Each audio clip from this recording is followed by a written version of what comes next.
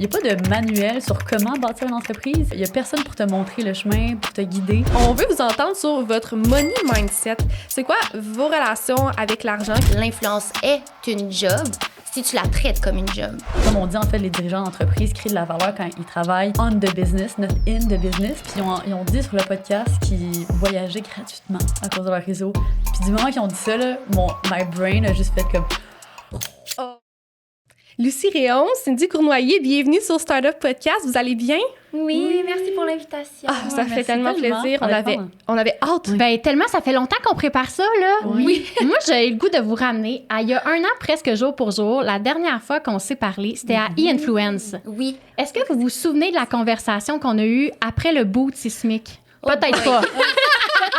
C'était une grosse journée. Oui. Une grosse journée, oui. Puis vous nous aviez partagé comme quelques défis que vous viviez à l'interne, puis c'était pas nécessairement facile. Est-ce que vous vous souvenez un peu de Il y a c'était quoi les de défis? goût au du business. contexte. Pour vrai, il y en a toujours des petits obstacles. Fait que je sais pas c'est lequel. Ouais. Franchement, je voulais juste dire merci beaucoup de nous recevoir parce que je suis une grande fan de Startup. Oh, Là, fait que j'ai juste dit cette phrase-là avant de merci, rentrer on avait hâte, in là. l'été COVID. Mais à ce moment-là, spécifiquement, à vrai dire, en 2024, je dois avouer, on a quand même eu des problèmes au niveau de comme juste organisationnel, comme à l'interne. On dirait que il y avait un endroit où on voulait aller, puis on était comme pas capable de se rendre là. Puis ça, c'est parce que on était comme rendu un peu au bout de nos connaissances, tu sais. Dans le sens que c'est comme nous, tu sais, Cyn puis moi, on a commencé toutes les deux en tant que créatrices de contenu, on était tout le temps en train de travailler tout seul derrière nos ordis. Puis là, soudainement, on a eu cette idée, on pourrait rentrer là-dedans, si on veut rentrer là-dedans, là, de comment on écrit Girl Crush. Mais jamais on s'attendait à un jour, devoir gérer une aussi grande équipe, malgré le fait qu'elle est quand même petite en ce moment. Oui, en plus. petite. Mais Là, vous êtes combien de personnes en ce moment? On est 8. Ben quand C'est même. pas une petite Ouais. équipe, là, Non. tout de même. Fait que c'est sûr que, tu sais, après ça, il y a pas de manuel sur comment bâtir une entreprise. Puis il y a personne pour te montrer le chemin, pour te guider. Fait que, en fait, c'était un peu un moment où est-ce qu'on était comme, OK, pourquoi on est comme pas capable de se rendre où on est. Puis là, en ce moment, c'est vraiment le fun parce que cette année, on est toutes en train de faire des énormes améliorations à notre structure interne. Juste comme notre entrepôt, là, c'est con, là, mais comme on était tellement inefficace. Ben, on était tout crottés aussi. J'ai l'impression. Dans le sens que. Non, mais dans le sens que, tu sais, pas crottés dans le sens sale, là, mais tu sais, les boîtes, comme, tu sais, il y avait des cartons par terre, puis on dirait que nous, ça ne dérangeait pas vraiment, jusqu'à ce qu'on ait des experts qui rentrent puis qui disent. Ben, l'entrepôt, ça reflète comment ça se passe dans la compagnie. Donc, si vous voulez une compagnie qui est comme structurée, vous avez besoin d'un entrepôt structuré. Ben, c'est confrontant, ça, c'était à quel moment? Fait qu'on a commencé, en fait, pour nous, ce moment de pivot, je dirais, c'est quand on a décidé, quand en fait, probablement, on s'est rendu compte qu'on était au bout de nos connaissances, puis on était comme, OK, il y a plein de trucs qu'on sait qui vont pas, puis qu'il faut améliorer, mais on sait pas comment les améliorer parce qu'on n'a pas cette expertise-là, on n'a pas ces connaissances-là. Tout ce qu'on fait, chaque jour, on le fait pour la première fois, là. Fait que, tu sais, c'est beaucoup de laisser-erreur, tu sais. Fait que, tu sais, notre système d'entrepôt, mettons, on l'avait figure out du mieux de nos capacités, du mieux de nos connaissances. Mais là, en fait, c'est ça. On s'est dit, bon, là, on est prête à investir pour aller chercher de l'aide à l'extérieur. Puis c'est là qu'on a commencé à travailler avec une consultante externe. Puis ça a été vraiment un game changer parce que c'est quelqu'un qui est arrivé puis qui a dit, moi, ça fait 30 ans que je travaille dans l'industrie, puis voici, ça se fait comme ABC. Là, en ce moment, vous faites X, Y, Z. On va ramener ça vers ABC. On va standardiser ça selon les normes de l'industrie, tu sais.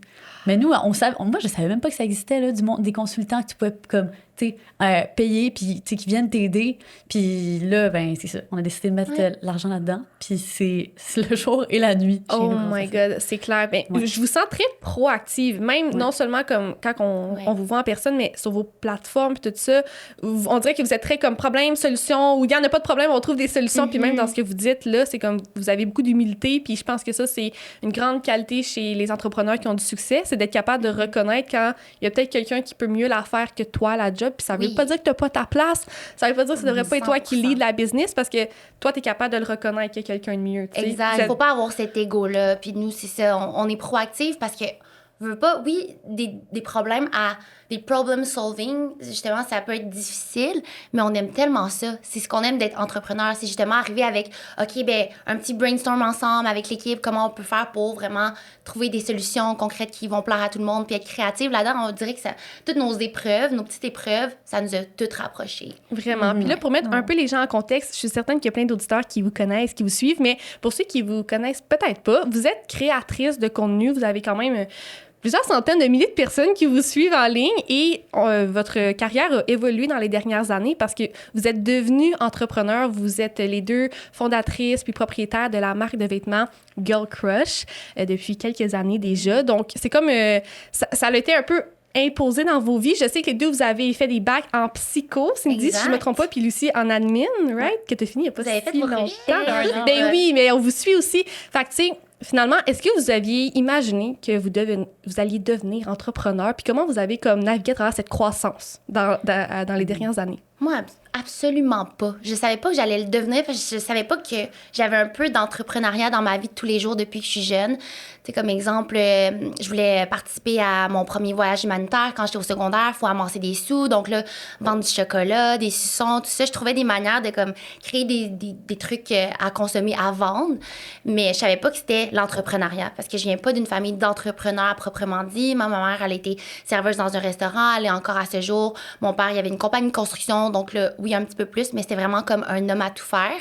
Puis eux, ils sont devenus entrepreneurs par la bande juste parce qu'il n'y avait pas le choix. Mon père, il était quand même plus âgé. Puis c'est comme un stéréotype, mais quand tu adoptes un enfant, souvent, tu es un petit peu plus âgé que la normale, là, je mets en guillemets pour ceux qui ne voient pas. Donc, mon père, il avait une job dans une usine qu'il a perdu. Puis ça a fait en sorte qu'il a dû commencer à être entrepreneur puis vraiment faire la construction. Mais je savais pas du tout. Moi, j'étais partie pour mon bac en psycho. J'aimais vraiment l'humain. La psychologie du travail m'intéressait. Donc, il y avait quand même un petit lien avec ça. Puis c'est vraiment quand l'influence est arrivée, puis je me suis rendu compte que l'influence est une job si tu la traites comme une job. Que là, j'ai commencé à trouver des outils, puis vraiment aimer ça, faire vraiment de tout. C'est du marketing, comment me mettre de l'avant, comment augmenter le nombre d'abonnés, comment me rapprocher de ma communauté. La logistique, quand il est temps de, on veut vendre nos vêtements, des petits trucs à côté qu'on faisait avec des liens affiliés ou tout ça.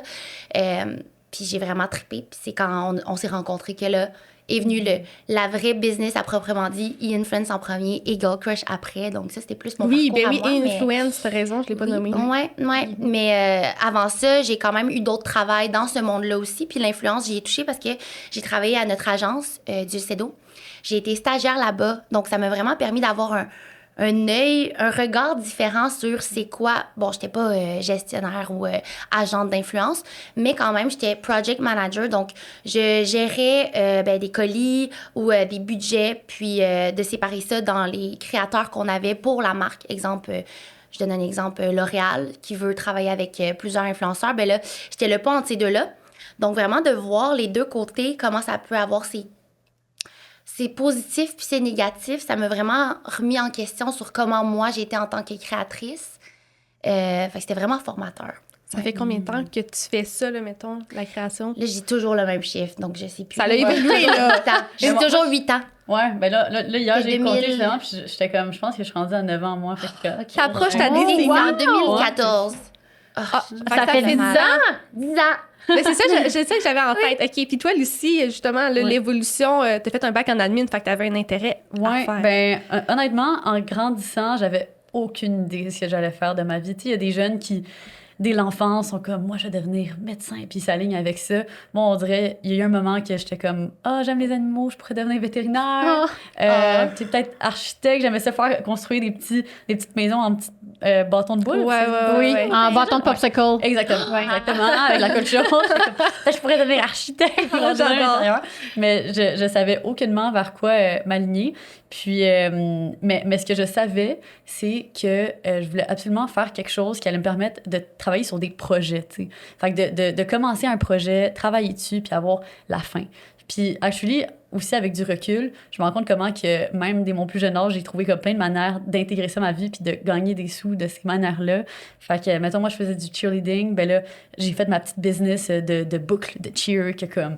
Là, j'ai fait ça pendant comme 2 ans. Puis là, j'ai fait ça à la main moi-même. Puis quand même, 2 je faisais ans. mes sous comme ça. Ouais. Puis sinon, avec mon frère, on s'est mis à organiser des parties. On organisait les après-balles.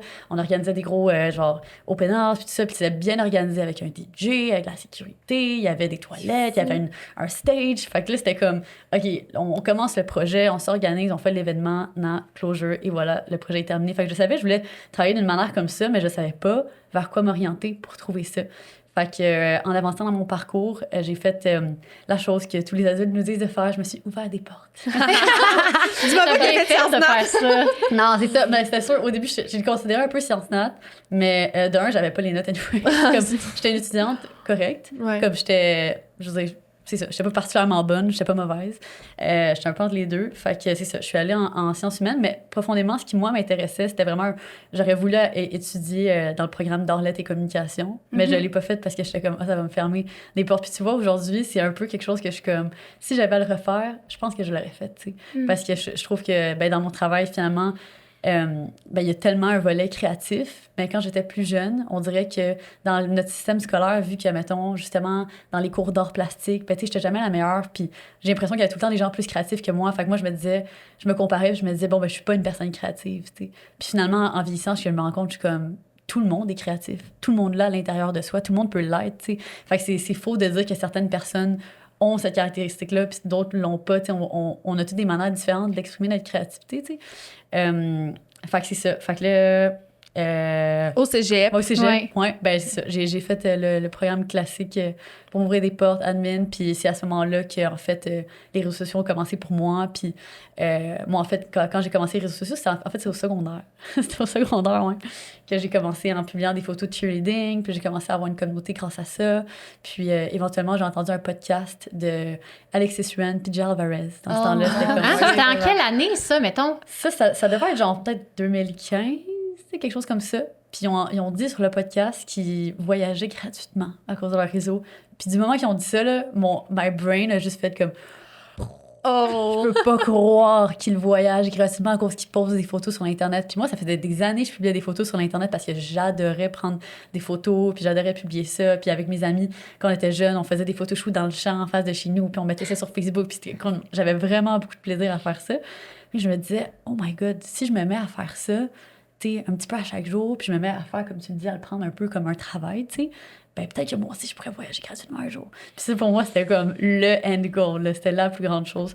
Puis c'est ça, fait que j'ai commencé à publier à chaque jour. Puis quand je suis arrivée au cégep, j'ai commencé à avoir des opportunités, j'ai signé avec une agence, là, j'ai commencé à faire de l'argent avec ça.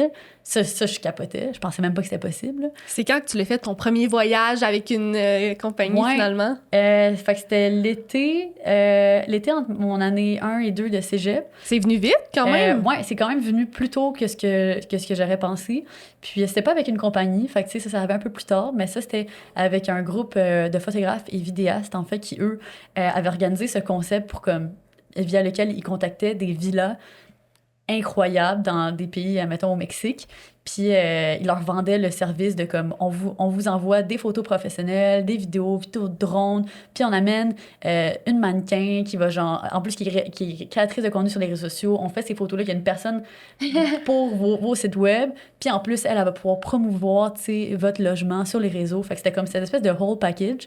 Puis ben, ça a marché pour quelques voyages. C'est pour ça d'ailleurs que à mes débuts, j'ai fait des voyages qui paraissaient comme très luxueux dans ces villas-là incroyables. C'est parce que il y avait ce groupe de personnes-là, en fait, qui avait fait une espèce de concept orienté autour de ça, qui organisait ces opportunités-là. Fait que moi, j'allais là, on faisait les photoshoots, je peux monter ça sur mes réseaux, puis j'étais comme...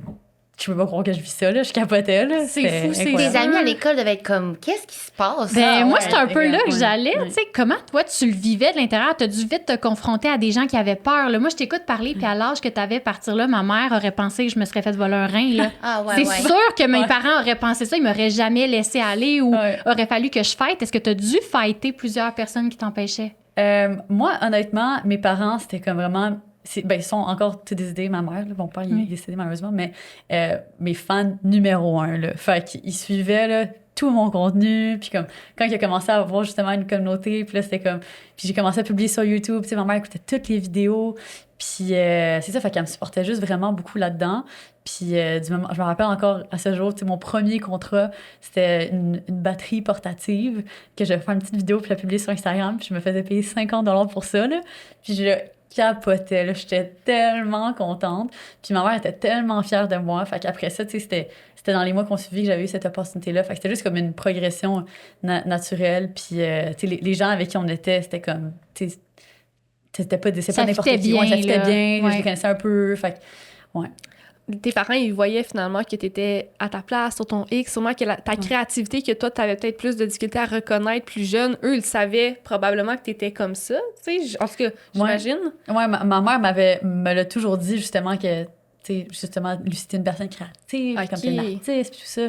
J'ai joué de la musique toute ma vie aussi, moins maintenant, mais toute ma jeunesse, puis j'adorais peindre et tout ça, mais c'est toutes des choses que j'ai comme un peu... Je me suis éloignée au travers le temps. Mais, ouais, au final, c'est ça. Fait que ce qui m'a amené à l'entrepreneuriat. Fait que, au final, je pense que l'entrepreneuriat, c'est comme le summum de la gestion de projet. Oui, 100%. Clairement. C'est littéralement gérer mille et une choses en même temps. Puis, pour moi, tout a commencé vraiment de la création, qui a été comme cette espèce de plateforme via laquelle tu peux concrétiser n'importe quel projet que tu veux avoir. Puis c'est ça que je trouve qui est l'ultime privilège de la création, c'est que c'est quelque chose que je pense que maintenant, c'est accessible à peu près à tout le monde, en fait. Tu sais, tu peux devenir créateur de contenu demain matin si tu en as envie.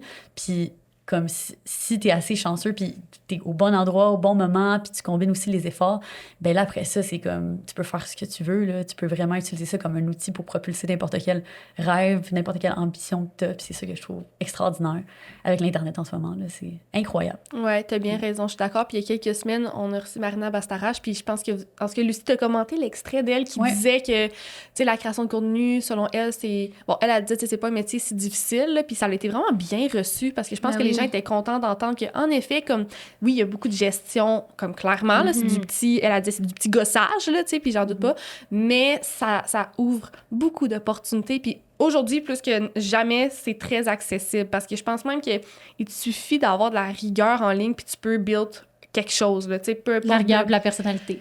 Oui, oui, bien entendu, là. Fait que, en tout cas, c'est vraiment un métier intéressant. Puis... On était 100% d'accord avec cet extrait-là, là, honnêtement. Elle a bien expliqué. Mais moi aussi, je comprends ce que tu dis, que ça a été bien reçu, parce que moi aussi, justement, je regardais un commentaire, j'étais comme, y a-t-il quelqu'un qui va être fâché de ce propos-là? Parce que c'est pas quelque chose qui est parlé publiquement, mais au final, c'est quelque chose que tout le monde sait, tout le monde pense, puis je sais pas pourquoi il y a cette espèce de stigma à admettre ça. Je pense que, tu sais, comme, soyons honnêtes, l'influence, c'est le métier, selon moi, le plus privilégié de notre génération en ce moment, là.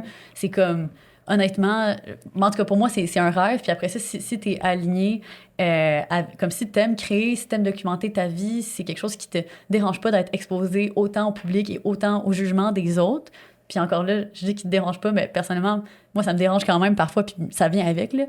Je pense que c'est juste comme le plus beau métier à avoir en ce moment, là, puis... 100%, t'as totalement raison, puis c'est vrai qu'il y a comme il y a quelque chose alentour de ça, comme quoi c'est pas trop discuté, puis je sais pas vous, mais moi, j'entends souvent des créateurs de contenu dire « Ah, moi, le terme influenceur, je l'aime pas », puis tout ça, mais tu sais, c'est vrai que les gens, après ça, comme Marina a fait, peuvent prendre la plateforme puis dire « Hey, genre, je suis capable de le dire, là, ma job, c'est pas si difficile. » Après, il y en a qui sont meilleurs que d'autres, puis il y en a qui ont vraiment plus de rigueur, puis tu sais, ils l'ont plus que d'autres, mais dans les faits, c'est une job accessible, le fun. Exact. Fait que c'est le fun d'en parler, c'est vrai. Moi, je pense que ça a tellement été bâché sur la place publique là, qu'il y a peut-être des gens qui sont en mode protection, encore blessés de tous ces stigmas-là qui ont été alentour de vous, qui créent du contenu. Probablement. Tu sais, tout l'effet que c'est plus superficiel, tout ça. Tu sais, ça fait pas si longtemps que ça qu'on voit des gens, tu sais, qui pleurent en ligne. Puis même ces gens-là, mettons, ils se font quand même dire « Ah, ben là, tu te filmes en pleurant » ou quoi que ce soit. Mais je pense qu'il y a eu vraiment beaucoup de jugement face à ça. Tout ce qui est nouveau se fait juger. Donc là, c'est comme la réponse à la blessure. Puis tranquillement, pas vite, avec des discours comme les vôtres, ça va s'adoucir puis se rééquilibrer peut-être. Peut-être. Mais en même temps, c'est une job qui vient avec le jugement. Ça vient avec. Puis des fois, dans n'importe quel job, mais surtout celle-là, de prendre un step back puis de juste... OK, comment que j'ai communiqué ça ou qu'est-ce que j'ai fait, ça permet vraiment de plus avancer vers l'avant que de se dire, ben non, c'est pas vrai, puis non, c'est difficile. C'est un peu de se remettre en question pour, je pense, être terre à terre. Là. Je pense que par rapport au stigma aussi d'admettre ça, il y a aussi la notion qu'en tant que créateur de contenu, tu essaies constamment de te prouver, puis de prouver aux autres qu'ils ont bien fait de te choisir. Parce que ça, mettons, c'est un concept super intéressant que dans Color Daddy, Alex Cooper puis Emma Chamberlain parlait du fait qu'en tant que créateur, ton boss, c'est le public. Oui. Tu travailles pour le public, puis le boss, c'est celui qui te choisit. Fait qu'à chaque jour, à chaque année de plus qu'on est dans la création, ben, comme on veut montrer aux gens, ben, crime, ils ont bien fait de nous choisir, puis je la mérite, ma place. Fait que c'est pour ça, je pense, intrinsèquement, moi, mettons, je suis tellement motivée à tout le temps essayer de faire quelque chose de plus dans mon contenu. OK, comment je peux proposer quelque chose de plus intéressant, quelque chose de plus unique, travailler encore plus fort, parce que je me dis comme... Ben, c'est un privilège d'être dans cette place-là que je suis aujourd'hui. Puis, ben, je veux être sûre que les gens, ils sachent encore qu'ils m'ont bien choisi. Ah ouais, non, t'as raison. Je suis due pour aller réécouter cet épisode-là. Ouais, parce que je l'ai écouté il y a longtemps, mais je la trouve tellement hot, Emma Chamberlain. Si vous la connaissez pas, je t'en parle des fois. Ouais. C'est une de mes créatrices préférées parce que je la trouve, elle est américaine, là, mais je la trouve tellement humble, comme dans la croissance et le succès qu'elle a connu, comme elle est vraiment... elle est suivie par des millions de personnes, mais elle fait son petit podcast, genre, tout croche dans son lit, comme... puis elle tu m'avais parlé d'elle, okay, ah ouais, puis elle se met, genre, elle s'est coupé les cheveux full court, puis comme Bob, rasé, là, genre. Puis, ouais, elle est vraiment... En tout cas, je l'adore, bref. Mais bien d'accord avec ce que vous dites, puis là, justement, OK, vous faites la création de contenu, on a parlé vite de Girl Crush au début, on revient dans Girl Crush, comment vous naviguez à travers ce quotidien? Deux jobs, là, carrément, comme comment ça se passe? Ben, à la base, on a un horaire qui va fitter l'une avec l'autre, donc, puis avec le reste de l'équipe. Donc, le lundi, mercredi, on va au bureau. Ça, c'est seté. Donc, c'est sûr que ça va être les journées qu'on va avoir des meetings, des rencontres design, tout ça.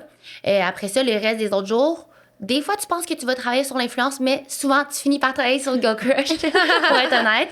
Donc, du petit travail à la maison, que ce soit des courriels, d'autres meetings, toujours des meetings, avancer les projets et tout ça. Comment qu'on jongle avec tout ça, honnêtement? On essaie d'avoir une balance, mais c'est sûr que ça peut être plus complexe. Moi, j'essaie de filmer mon contenu, soit le matin avant de partir au travail ou justement la fin de semaine parce que, bon, la bonne lumière et tout ça. Pour E-Influence, on a nos rencontres le jeudi matin. Donc, c'est juste d'établir une structure qui va plaire à tout le monde, qui va être communiquée aussi pour que nos employés savent quand on est disponible ou pas. Donc, c'est vraiment juste ça. Oui, puis maintenant aussi, depuis justement l'année dernière, on a fait quand même un changement à notre système interne. Fait que là, on est comme...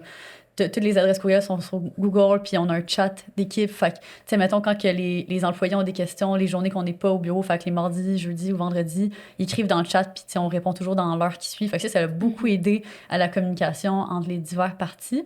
Mais ouais, honnêtement, moi, personnellement, ça me fait juste triper que chaque journée soit différente, tu sais. Puis comme on dirait, je me couche le soir, puis je pense un peu à ma journée du lendemain, puis je suis comme, ça va être quoi? Puis comme souvent, tu sais, c'est toujours quelque chose de totalement différent. Fait que c'est ce que j'adore de varier, si on veut, comme pratiquement 2 carrières en même temps. Puis il y a aussi ce concept super intéressant qui émerge depuis les dernières années qui s'appelle le Portfolio Career. J'ai rencontré une fille à Oxford qui mettait ça de l'avant, qui disait « Moi, en ce moment, je suis en train de nourrir un portfolio career. » Fait que, contrairement à ce qu'on entend depuis les dernières décennies de « Tu devrais choisir une carrière puis nourrir seulement ça pour devenir un expert de ton milieu », en ce moment, il y a comme un retour du ballon du sens complètement opposé de « Ah, c'est mieux de se développer dans plusieurs sphères différentes pour générer encore plus d'opportunités. » Fait que cette fille-là, en particulier, elle nourrissait 5 carrières en même temps. Fait qu'elle, admettons, elle était... host, animatrice, en fait, pour de sport. Parallèlement à ça, elle est en train de commencer sa business. Parallèlement à ça, elle faisait un podcast. Puis comme plein de choses en même temps. Puis j'étais comme, mais c'est tellement intéressant qu'il y a un terme à ça. Parce qu'à chaque fois que j'essaie d'expliquer ma carrière à des nouvelles personnes que je rencontre, les gens sont comme... Mais pourquoi tu fais autant de choses différentes? Puis je suis juste comme, je sais pas comment l'expliquer. J'aime juste ça, tu sais, faire comme nourrir, puis faire ces différentes choses en même temps. Puis c'est ça. Puis ça s'appelle rappelle-moi comment? Ouais. Rappelle-moi le nom, le terme. Une carrière portfolio. Carrière portfolio. Ouais. Bon, je relate à la carrière. Ben oui, on a des carrières portfolio, tabarouette. Moi, je pense que c'est quand chaque job a une mission puis une vision qui est différente, tu sais. Fait que ça nourrit toutes ces parcelles-là de tes... valeurs. T'as raison. Puis moi, je me sens quasiment... Je suis sûre que vous allez relate, mais je me sens, comme tu viens de dire, chaque job a une mission, puis des valeurs différentes, mais moi, c'est comme si c'est moi qui ai une mission puis des valeurs. Puis là, après ça, mes jobs me permettent comme de donner vie à cette vision-là. Ouais. C'est pas genre, c'est ma job, ma mission, mes valeurs. C'est comme moi, puis qu'est-ce que je veux créer dans mon portfolio career. Exact. Puis tu sais, on a tendance à penser que, parce que tu nourris différentes, justement, carrières un peu en même temps, bon, ben c'est des tunnels différents. Mais non, c'est tous des interreliés, tout se nourrit ensemble. Parce que, par exemple, mettons, nous, quand on va au podcast, quand on fait notre podcast, on reçoit un invité, puis là, il y a quelque chose de tellement inspirant que cet invité-là nous dit, puis que ça change notre manière de penser. Mais après ça, on peut appliquer ces nouvelles philosophies-là qu'on a apprises dans notre entreprise Girl Crush, tu sais. C'est comme tout est dans tout. En fait. Ouais. C'est drôle, les liens, des fois, qui sont créés entre les différentes conversations, sphères que tu as avec les gens. Ouais. Mais c'est tellement important, c'est juste que c'est dur à mettre en mots. Ouais. Souvent, les gens, ils sont comme « Ah, mais attends un peu, tu faisais quoi aujourd'hui? Puis hier? Puis comment ça, t'es pas là tout le temps? Puis pourquoi? » Puis il y a beaucoup de gens aussi qui disent que tu splits ton énergie ou que tu vas justement te brûler avec ça, mais au contraire, tu sais, ça te build comme personne. Mais c'est nouveau quand même comme concept, là. Définitivement. Mais moi, je trouve que ça fait un parallèle, je veux pas trop dig deep in it, mais comme vous connaissez la roue de la vie, tu sais, il y a comme 7-8 sphères de la roue de la vie, tu sais, que ce soit comme l'interpersonnel, le social, la famille, le travail, l'argent, patati patata, il y en a différents. Puis, l'objectif ultime, c'est que ces sphères-là de ta vie soient relativement bien équilibrées. Parce que c'est un rond, puis un cercle, peu importe, ça tourne. Mais vous comprendrez que si, comme il y a une petite sphère de ta vie qui est pas équilibrée, ben c'est une roue qu'un flat, qu'est-ce qui se passe? Ben, tu sais, elle bouette, puis elle tourne mal. Fait que quand les différentes sphères de ta vie sont bien équilibrées, ça crée la force centrifuge, si je le dis bien. Puis ça, c'est la loi de l'attraction. C'est comme, quand ça tourne, là, vraiment comme scientifiquement, quand quelque chose tourne, ça attire. Tu sais, si vous prenez... parce que là, je sais pas si j'image trop ce que j'explique, là, mais comme, mettons que tu prends une petite roche, puis t'attaches une corde après, puis tu commences à la faire tourner, là. C'est comme ça prend de l'élan, puis c'est ça, exactement. Fait que bref, tout ça pour dire que moi, je crois que quand t'es bien balancé dans les différentes sphères de ta vie, tu vis une vie plus épanouie, plus de bonheur, plus équilibrée. Puis moi, c'est comme ma quête actuelle qui se passe très bien. C'est juste que pour certaines personnes, je t'écoute parler, puis moi, j'aurais vu juste pas la plante, là, mais la croûte de tarte carrière qui est plus grosse que le reste, qui débalance le reste. Je pense que les gens l'imaginent sûrement comme ça, là. Pour exactement le même, je m'imaginais. Pour ça, t'as 5 carrières, dans le fond, là, la vie personnelle, les enfants, le ménage, là, tu sais, comme, boy, on dirait que... Mais je pense que la roue, ça dépend comment, un peu comme l'importance que tu y accordes, c'est peut-être plus ça que le temps, ça dépend comment on oui, puis aussi... Moi, je le voyais comme un tabouret à 3 pattes avant, là. Donc, tu sais, là-dedans, il y a mon sommeil, il y a le travail, puis famille, amis, tu sais. Puis s'il y en a un qui est négligé, peut-être que... Tu sais, ta pensée est full valide, c'est vrai, sauf que d'un autre part, ça veut peut-être dire qu'il faut que tu rebalances certaines choses. Non, mais où il y a des carrières qui, exemple, là, moi, je viens de m'acheter un duplex, mais j'aimerais ça faire de l'immobilier. Ça va me servir dans mon personnel. Mais c'est ça. Ça va nourrir mon personnel. Vous, votre création de contenu, ça nourrit votre créativité pour Girl Crush. Fait qu'au final, le travail, c'est juste qu'il se split partout. Puis c'est de trouver des sources de revenus différentes pour être capable d'équilibrer ces sphères-là. Totalement. Je suis bien d'accord. Je voulais pas que ce soit confrontant. Ouais, là, ta roue, là. Ouais, c'est ça, là, fuck la roue. Puis, on n'en parle plus. Non, je niaise. Mais t'as mentionné tantôt, là, justement, comme l'équipe est accessible, le chat, tout ça. Quel impact votre carrière de création de contenu ou peu importe vos projets a sur votre leadership, gérer une équipe? Comment ça se passe? Wow, c'est une belle question. Vraiment, vraiment. Notre leadership, c'est vraiment forgé à travers les années. Pas comme Lucie a dit, quand on commence, on dirait que tu sais pas trop, tu veux donner de la clarté, mais pas micromanage, tu veux être assez humaine, mais pas être trop molle. Il y a vraiment comme de trouver ton juste milieu face à tes forces aussi puis tes faiblesses. Notre travail d'influence a quand même eu des impacts, puis on a encore aujourd'hui dans le sens où nous, on est super transparente avec qu'est-ce qu'on fait. Donc, aujourd'hui, on vient au podcast. Ça va bénéficier, for sure, Girl Crush, parce qu'on en parle, tu sais. On en parle aux filles dans les weekly, dans les monthly, quand on a des meetings ensemble, puis on est transparente sur ce qu'on fait. Mais après ça, c'est sûr que on voit juste la surface. Exemple, on est en train de créer un photoshoot à Paris pour la collection. Puis là, on a peut-être l'air, au lieu des employés, de s'amuser à Paris parce qu'on est en train de filmer dans un petit café. Donc, c'est toujours... un fait vécu. C'est un fait vécu dans le sens où faut pas le prendre comme si on se justifie, mais c'est quelque chose qu'on doit prendre en compte, de donner des explications à nos employés pour que justement ils se sentent soutenus, dans le sens où nous, si on est en train de travailler, on n'a pas peur de salir les mains.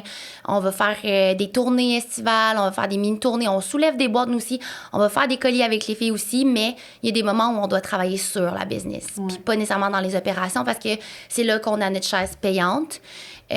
Donc là, je m'éloigne un peu avec la question, mais ce que je veux dire avec ça, c'est que ça a définitivement des impacts. Encore aujourd'hui, on travaille là-dessus aussi. Puis nous, notre mot d'ordre, c'est la transparence, vraiment. Ouais. Je pense que c'est vraiment pas pour tout le monde d'avoir, mettons, des boss comme nous qui sont autant exposés publiquement, parce que comme normalement, mettons, t'es à ta job, est-ce que tu vois ce que ton boss fait la fin de semaine? Est-ce que tu vois comme toutes les choses qu'il fait quand il est à l'extérieur du bureau? Non, tu vois pas. Il y a comme toujours cette espèce de mystère qui entoure un peu les dirigeants d'entreprise, parce que c'est comme on dit, en fait, les dirigeants d'entreprise créent de la valeur quand ils travaillent on the business, not in the business. Mais nous, à chaque fois qu'on essaie de faire ça, ben justement, ça peut être perçu comme « Ah, ben ils font juste chiller », tu sais. Mais c'est comme, c'est difficile à expliquer à l'équipe, mais on essaie de faire du mieux qu'on peut. Puis aussi, après ça, c'est de penser « Ah, ton boss, c'est-tu aussi la face de ton entreprise? Genre, est-ce qu'il est dans tous les photoshoots? Est-ce qu'il est dans tous les contenus? » Ça aussi, c'est quand même assez unique, qui est propre à notre entreprise. En ce moment, que, bon, ben, vu qu'on est un peu les images puis là, on fait les photoshoots, bon, ben, à un moment donné, on fait une semaine de photoshoot en Guadeloupe. Ben, tu sais, c'est comment, ça, c'est notre responsabilité. Comment nous, on fait pour bien communiquer à l'équipe l'importance de ce photoshoot-là, puis comment que c'est important que, tu sais, nous, on soit là, puis qu'on le fasse de cette manière-là. Quel résultat ça va apporter? Fait qu'après, tu sais, à la place de se dire, ah, OK, bon ben, on n'a pas de contrôle entre nos mains de la perception que les employés ont par rapport à cette dualité-là, ben on essaie de plus avoir la perception, on a le contrôle en nos mains de comment on peut communiquer à notre équipe l'importance des différents volets du travail qu'on fait. Puis c'est ça qu'on essaie de garder en tête. D'autres outils qui me viennent en tête qu'on a mis sur place justement dans nos rencontres hebdomadaires avec l'équipe, on est tout assis dans le lounge, on émet nos priorités de la semaine, puis si on a un roadblock, quelque chose qui est plus difficile, mais nous aussi, on mentionne ça, tu sais, sur quoi on est en train de travailler. Donc, ça ajoute la transparence. Donc, vous partagez beaucoup vos enjeux aussi. Comment vous faites pour le faire sans les inquiéter? Oui, c'est vraiment intéressant. Mais nous, en fait, cette année, depuis à peu près les 2-3 dernières années, on a commencé à être très rigoureuse dans notre processus de planification stratégique. Fait que ça, c'est un travail qu'on fait en début d'année. Mais là, idéalement, on va commencer à le faire en fin d'année pour que ce soit prêt en début d'année. Mais fait, ça, c'est une période de l'année où nous, on va se pencher sur comme toutes les données de l'entreprise. Là, on va toutes les extraire au complet pour avoir vraiment une visibilité complète sur chaque détail de l'entreprise, la performance de chacun des canaux, où est-ce qu'on a eu des lacunes, où est-ce qu'il y a eu des erreurs, tout ça, afin de ne pas les répéter. Puis après, nous, à partir de là, on crée cette espèce de grande présentation de la stratégie globale de l'entreprise pour l'année à venir. On présente cette stratégie-là à nos mentors. Maintenant, on a comme des personnes qui font un peu partie de notre CA, mais comme demandeur non officiel. Fait qu'on présente ça à eux pour avoir un peu de la guidance. Puis après ça, ultimement, on présente ça à l'équipe. Fait qu'après ça, nous, dans cette présentation-là, on a cette philosophie de transparence totale auprès de notre équipe. Fait ils sont parfaitement au courant de la performance de l'entreprise depuis la création. C'est quoi notre marge de profit? On a fait combien en profit? Ouais, totalement. Wow! Ouais. Puis comment c'est reçu? Est-ce qu'il y a des gens qui ont quitté l'entreprise à cause de ça, mais d'autres se sont greffés? Ben, après ça, je pense que ça les rend... Ouais, ils ont adoré ça. Puis je pense que ça les a rendus beaucoup plus empathiques par rapport à la situation. Puis ça les a beaucoup plus permis de comprendre pourquoi on a dû prendre certaines décisions qu'on a prises. Fait que, tiens, mettons, pour moi, ça me dérange pas de révéler que l'année dernière, on n'a pas été profitable. Puis ça prend à la fois depuis notre existence qu'on n'a pas été profitable. Mais après ça, c'est comme, c'est de dire, c'est pas quelque chose qui nous alerte parce qu'on est en croissance en ce moment. Là. Fait que l'année dernière, on a investi énormément pour notre croissance, dont un camion, des plus belles boutiques, l'expérience client. Ça, c'est des choses qui coûtent cher, mais qu'on pense, puis on est confiante que ça vaut la peine in the long run. Mais quand même, tu sais, après ça, c'est de dire ça à l'équipe, ça permet après ça pour elle de comprendre, pourquoi on a pris la décision de couper tel projet cette année, pourquoi on a pris la décision de, mettons, ne pas faire de défilé cette année. Mais c'est comme, on n'a pas le choix que d'utiliser toutes les entreprises, toutes les initiatives d'entreprise, puis de couper tout ce qui ne permet pas de contribuer à la mission principale de la compagnie. Fait que... Ça repose sur des données, puis ça fait en sorte aussi que l'employé qui se fait retirer un projet ou qu'un projet qui continue pas, c'est pas personnel. C'est vraiment à cause des données, puis comme tu dis, Lucie, c'est en fonction de notre vision puis notre mission. C'est toujours ça la base de nos décisions, tu sais. Puis ils l'ont vraiment bien reçu parce qu'il y a une partie qui est, oui, plus chiffre, tout ça. Puis à la fin, on a un mood board d'équipe, justement, où tout le monde va avoir répondu à un Google Form à l'avance pour savoir, c'est quoi leur rêve pour Girl Crush, c'est quoi les morceaux qu'ils aimeraient voir être créés dans les prochaines années, prochains mois. Puis tout ça, à la fin, visuellement, nous, on crée un mood board qui est affiché au bureau. Donc, les filles peuvent le consulter, le voir, puis on voit déjà les résultats puis l'effet que ça a, le mood board, sur nous. Nice. Je vous donne un exemple, mais Charlotte Cardin, pour nous, c'est un rêve là, qu'elle porte du Girl Crush. Et là, je peux pas trop en révéler, mais on a pu se rapprocher un petit peu plus d'elle. Puis cet été, peut-être qu'il va y avoir une possibilité. Tout ça à cause du mood board. Puis d'une employée qui dit, il y a telle opportunité qu'on devrait avoir en tête, puis tout. Donc, c'est vraiment un travail d'équipe. Puis nous, on nourrit ça à travers nos lunchs, où on parle de la vie de tous les jours aussi, des meetings, entre autres. Mais tout le monde est au courant de c'est quoi notre mission, nos valeurs, puis comment qu'on peut arriver à ça. Puis c'est super motivant. Donc... non, il n'y a pas trop d'anxiété par rapport à ça. Oui, puis comme on dit aussi, on sensibilise vraiment l'équipe, puis comme, tu sais, les gens autour de nous à dire, hey, c'est la première fois qu'on fait ça, là. Tu sais, dans le sens que, comme, on ne sait pas ce qu'on fait. On fait du mieux qu'on peut. Ça, c'est 60%. On donne toujours notre 110%. On le fait avec le cœur. Puis ça, pour nous, je pense que c'est la chose la plus importante. Puis c'est ce qui ressent. C'est ce qui se ressent. Et je pense que c'est la raison pour laquelle, mettons, les membres de notre équipe restent avec nous. C'est que même si on n'est pas comme... une entreprise établie depuis super longtemps, mais c'est excitant d'essayer de trouver c'est quoi le chemin à prendre. Puis justement, on essaie de créer toujours ce dialogue-là ouvert parce qu'on le sait que nous, on fait tout le temps des erreurs, puis on est poche sur comme tellement plein d'affaires, là, je ne sais rien. Je ne sais rien. Fait que je veux tout le temps justement arriver dans les meetings, puis comme, si t'as une meilleure idée que moi, amène-la, je veux l'entendre. Je sais que tes idées sont sûrement meilleures que moi, puis tu as plus d'expérience que moi. Puis, tu sais, chacune des filles qui sont là ont chacune un bagage super intéressant qui amène, puis c'est ça l'objectif. Tu sais, je pense, en tant que dirigeant d'entreprise, c'est de t'entourer de gens qui sont plus compétents que toi, tu sais, chacun dans leur domaine. Fait que c'est ça qu'on essaie de faire, puis, tu sais, s'assurer que c'est après ça qui nous donne, qui recueillent du feedback auprès de leurs amis sur comme, OK, qu'est-ce que leurs amis ont pensé de la dernière collection? Parce que, tu sais, des fois, ça nous arrive, on sort une collection, ça c'est un peu moins bien passé, là, c'est comme... Tu sais, des fois, on a tellement le nez dedans, on sait plus, là. Pourquoi ça a fonctionné, pourquoi ça n'a pas bien fonctionné. Ouais, c'est ça. Avec le temps, est-ce que là, vous avez un peu de données de savoir qu'est-ce qui fonctionne ou pas? Ouais, définitivement. Avec le temps, on a aussi mis des outils comme on donne une sticker sheet quand les gens achètent. Donc ça permet d'avoir des petits collants que tu utilises au lieu d'une thank you card que tu jettes ou que tu mets plutôt au recyclage. Mais là, ils ont des petits collants puis il y a un code QR que tu peux répondre pour savoir c'est qui nos Girl Crush puis qu'est-ce qu'elles pensent. Donc pourquoi elles achètent chez nous. C'est quoi leur style d'achat? Est-ce qu'elles sont impulsives? Elles pensent-tu longtemps? C'est quoi leur revenu? Tout ça est anonyme, évidemment. Ça nous permet de reposer sur des données comme celle-ci pour prendre nos décisions sur qu'est-ce qu'on crée, comment on partage les messages à travers nos médias sociaux et tout ça. Ça fait déjà quelques semaines qu'on vous parle de Logis Expert. On a su des fun facts. Ils intègrent des solutions durables à plusieurs de leurs projets afin de réduire leur empreinte écologique. Lorsque c'est possible, ils misent sur des technologies innovantes que je connaissais pas du tout, comme par exemple Régéno, qui récupère la chaleur des eaux usées domestiques pour diminuer la consommation d'énergie liée à l'eau chaude. Une approche qui permet d'optimiser l'efficacité énergétique. Matériaux éco-responsables, conception intelligente et optimisation des ressources, ils cherchent toujours à allier confort et durabilité dans leur développement. Pour les entrepreneurs, l'innovation durable n'est plus une option, c'est un levier stratégique. Logis Expert prouve qu'on peut allier croissance et responsabilité sans compromis, parce que construire l'avenir, c'est aussi penser aux générations futures. Découvrez comment en visitant le lien en description. Ah, mais les filles, vous répondez tellement bien à la question. Vraiment, là. Puis parce que Cam et moi, on brainstormait un peu cet aspect-là.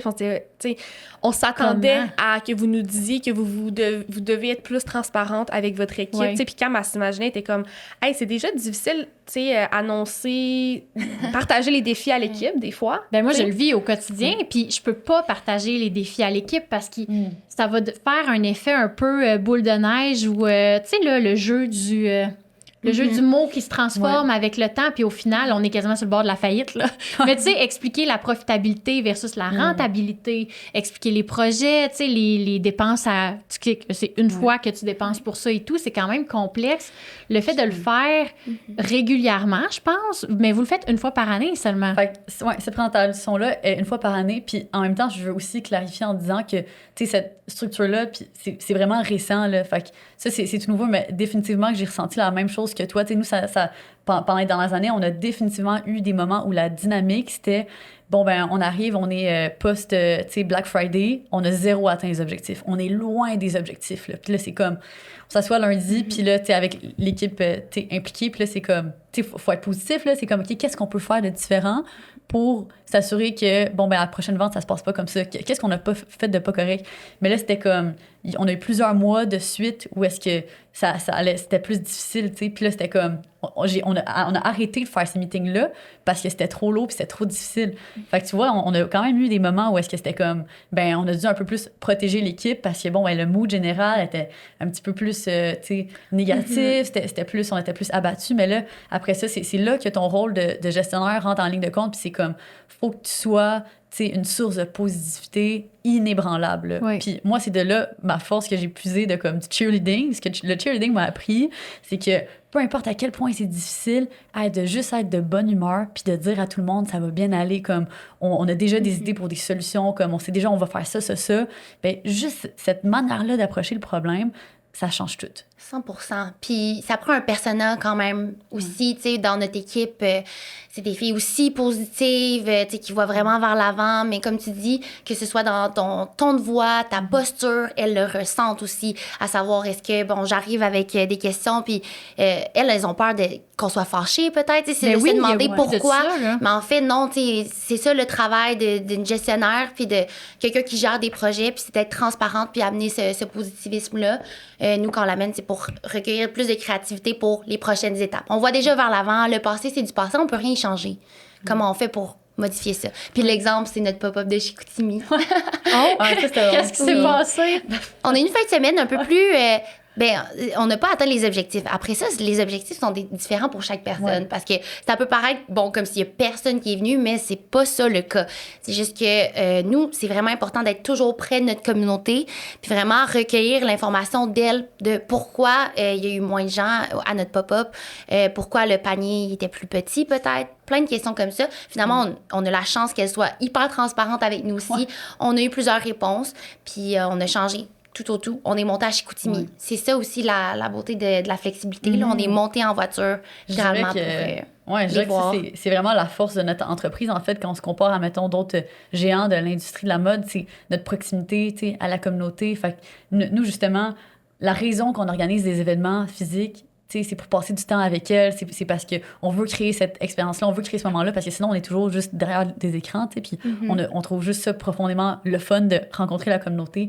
D'ailleurs, j'étais tellement contente qu'on aille à Chicoutimi. Là. J'ai eu vraiment. Genre la plus belle discussion ever avec une de nos clientes qui était là on a parlé pendant comme 1h30, puis ça m'a juste comme fait un baume d'apaisement sur le cœur, cette discussion. Bref, ces moments-là, je trouve que ça nous rappelle vraiment pourquoi on fait les choses qu'on fait, tu sais. Fait qu'après ça, c'est ça, de pouvoir, d'arriver online, de dire « Hey, les girls, genre, qu'est-ce qui s'est passé? Pourquoi vous n'êtes pas venus, tu sais, au pop-up en fin de semaine? On voulait créer cette belle expérience-là avec vous. » Puis finalement, tu sais, il y en a vraiment moins qui sont venus. Puis là, ils nous disent comme les 4 vérités, mettons, celles qui sont venues sur comment ça s'est passé pour elles. Puis mettons, nous, ça nous donne des pistes de directement, bon, ben la journée même, on applique ça, là, puis on change ça parce que nous, on veut tout le temps s'assurer d'offrir la meilleure expérience possible, puis on veut constamment s'améliorer aussi, tu sais.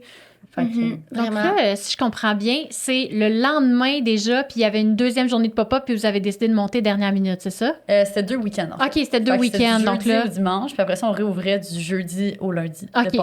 Ouais. Évidemment, les actions vont être en conséquence du temps puis des ressources qu'on a. Là. On va comme toujours... si ça avait été le lendemain, c'est sûr que ça aurait été peut-être différent ou on aurait trouvé un autre moyen. Là, mais c'est juste qu'on aime tellement ça. Puis on rencontrait les gens. Puis comme tu dis, Lucie, l'objectif numéro 1 qu'on dit quand on fait une petite formation là, à l'équipe qui est sur place, parce que c'est pas nécessairement l'équipe interne là, à Montréal, on leur dit de dire bonjour puis de dire au revoir puis de prendre le temps que nous, on préfère les voir jaser pendant tellement longtemps avec une cliente du jour, puis de la météo, puis de c'est quoi qu'ils font dans la vie, plutôt que de se tourner les pouces, puis peu importe, comme le lien qui est créé pendant ce temps-là nous garantit que la cliente va avoir aimé son temps dans le magasin, puis va revenir, tu sais. Puis pour nous, ça, c'est une priorité. Mais les gens, ils ont, selon moi, aussi plus d'attentes envers vous. Je parle quand vous vous déplacez là, sur les lieux pour rencontrer votre communauté.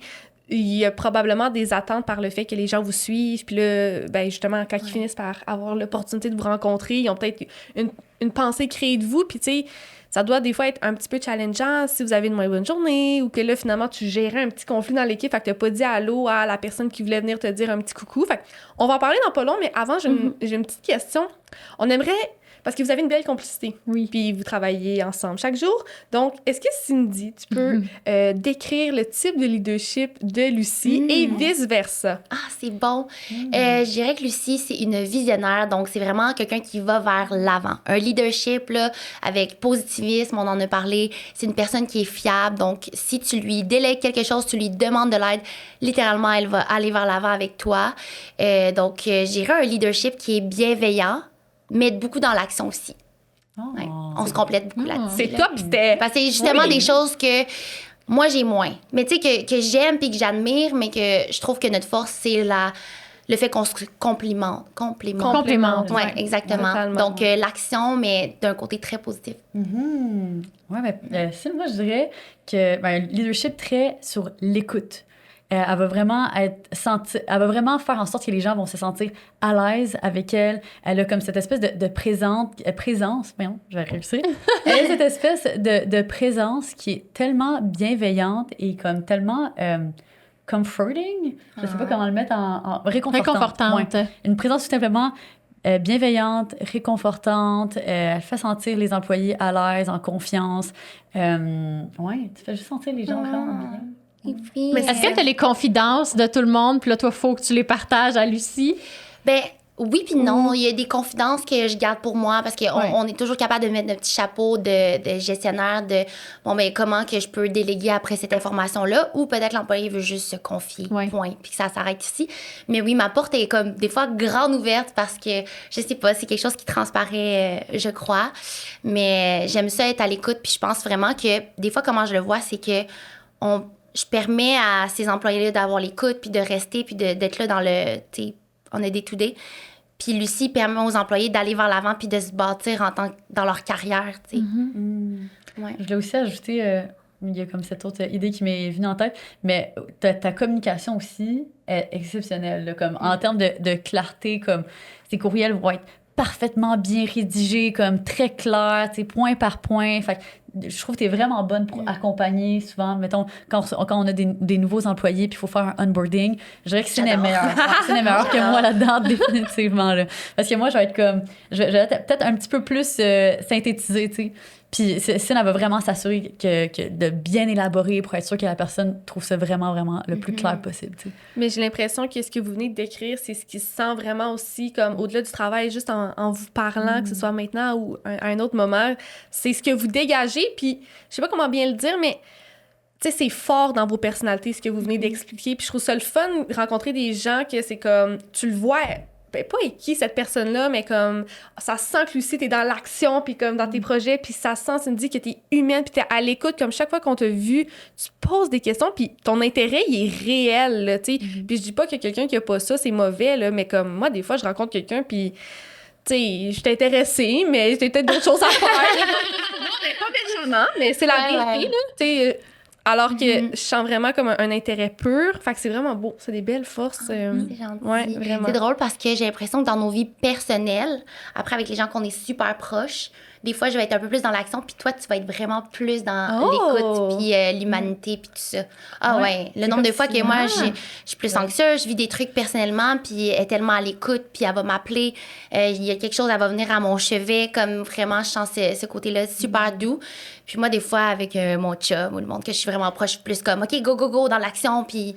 Mais un n'empêche pas l'autre. Puis c'est des aspects différents. Tu vis des choses différentes, donc tu réagis d'une autre manière. Ouais. Je pense que c'est une question d'équilibre, là, entre l'énergie masculine et l'énergie féminine au final. Là. Fait que, c'est comme si, moi, mettons, au quotidien, au travail, je suis un peu plus dans mon énergie masculine, puis là, je reviens à la maison, puis c'est vraiment important pour moi d'arriver dans mon énergie un peu plus féminine. T'sais. C'est pour ça que c'est important pour moi d'avoir un partenaire qui est comme, will take care of me. J'aime ça. Je relate soft, à ce concept. Ouais, c'est ça, parce que je peux pas arriver à la maison puis être comme, je m'occupe du souper, je fais le nanana, puis genre, tu sais, d'être directive comme ça. Je suis comme, quand j'arrive à la maison ce soir, là, je ne peux pas prendre une décision. C'est comme, il faut que tu prennes les décisions.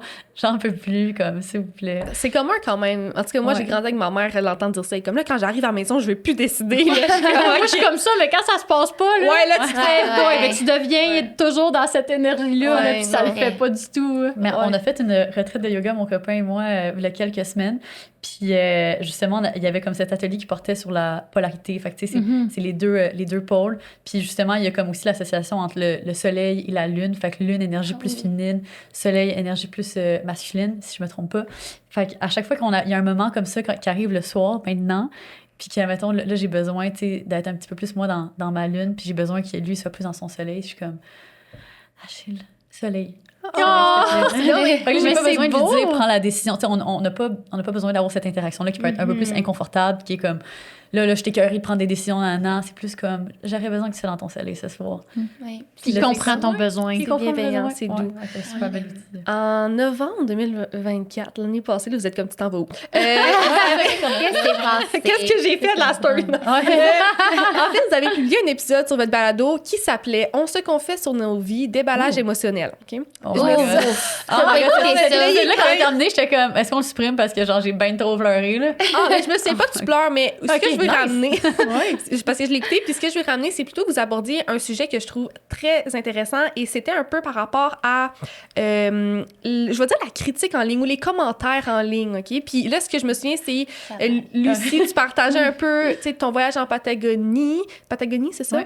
Patagonie, puis le fait que, tu sais, l'algorithme a évolué, puis maintenant, il y a beaucoup de non-followers qui interagissent avec le contenu, là, tu sais, puis c'est le fun parce que c'est comme ça, je pense que tu peux vraiment maintenant aller plus vite, chercher une communauté, mais ça fait aussi que il y a beaucoup de gens qui, on va dire entre guillemets, ont pas demandé à voir ton contenu, qui là, le voient, puis si ça les dérange, des fois, ils le disent, puis ça peut être challengeant. Vous avez quand même des gros followings, donc comment vous naviguez à travers ça? Je navigue mal. Ça se passe pas bien pour moi, là. Moi, comment je le vis? Ouais, je le vis quand même bien. Je sais pas pourquoi il y a un moment dans ma vie où je me suis mis ce bouclier-là.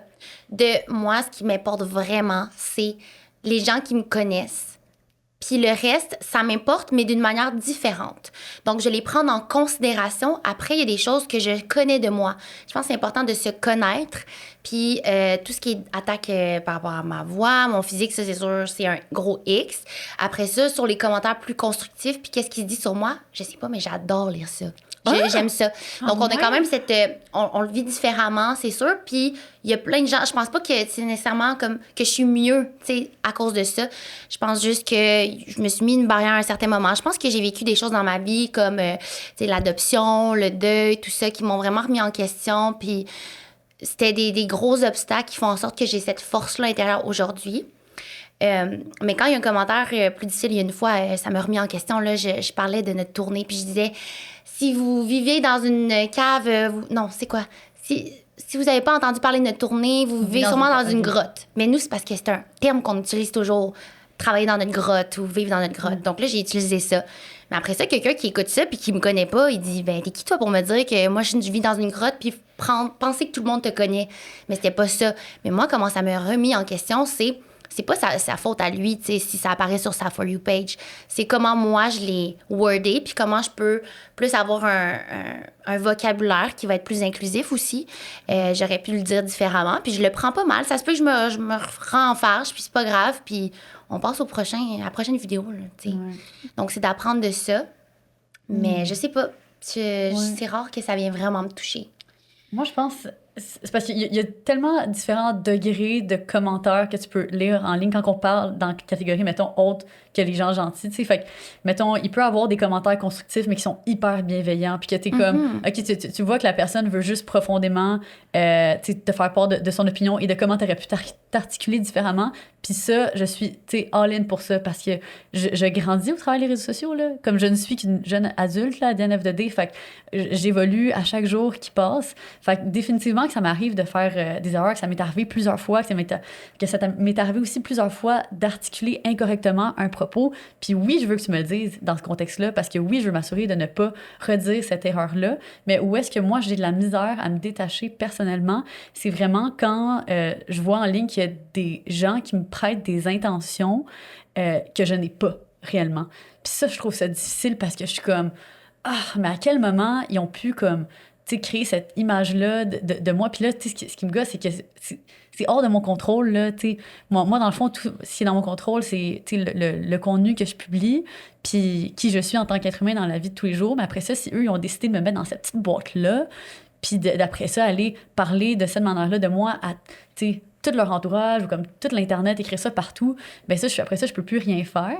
Puis on dirait, je trouve ça difficile parce que je suis comme, mais c'est pas moi, tu sais, je suis pas de même, tu sais. C'est comme t'as envie de crier que c'est pas juste, là. Ben, tu sais, mais après ça, je suis comme, ça vient avec le fait d'être sur les réseaux sociaux, là. Fait que je l'accepte amplement, tu sais. Fait que définitivement que c'est comme le couteau à double tranchant, mais tu sais, définitivement que comme, tu sais, j'avais la discussion avec mon chat en fin de semaine parce que justement, il y avait comme quelque chose qui m'avait un peu irritée en ligne.